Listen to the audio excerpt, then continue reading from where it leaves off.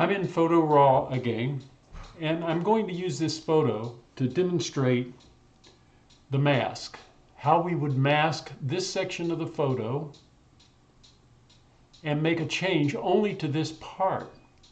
We're also going to work with the tone and color of this photo. So to get started, I'm going to remove the logo and let's do the tone and color.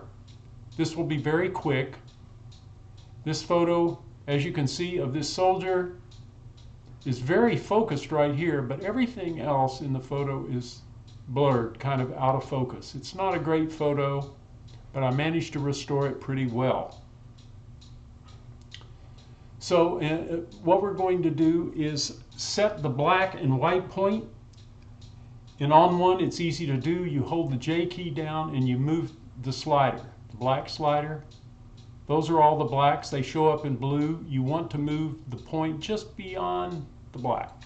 The white, you hold the J key down, and when you see the red dots appear, that's where absolute white and actually the blowouts are. Well, I just barely moved it, and those are the blowout points. I'm going to move it back. Perfect. Let's give it a little more contrast. We'll use all these sliders up here. We're going to use a little more contrast that darkens the darker image part of the image and brings up the whites just a little, makes it look crisp. And I'm going to bring the highlights up a little. Don't want the photo to be too dark, just a little. All right, I think that's about all you can do with this photo. Now we're going to work on the mask. To do that, we go to the local adjustments.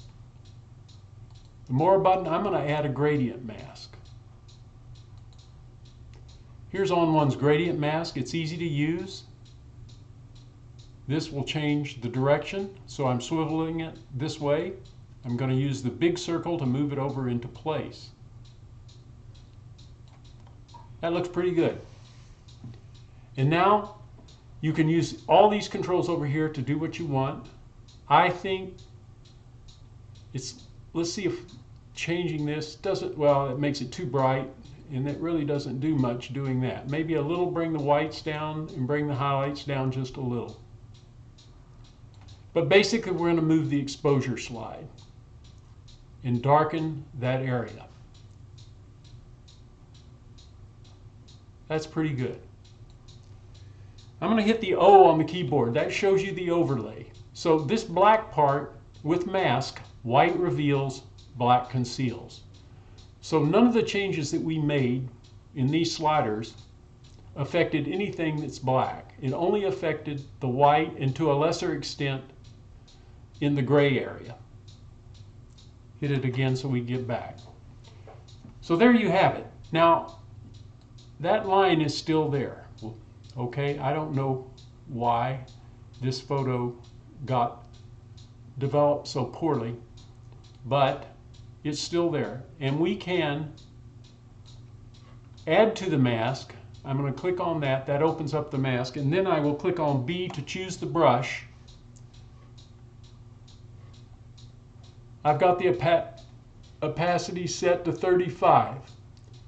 And let's just brush over this area and see if we can eliminate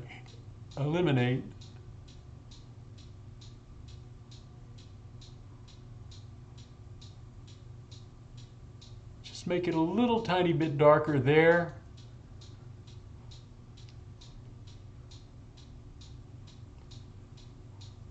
And this needs to be slightly lighter, so I'm going to hit the Alt key to change this to erasing the mask. Nope, not so good.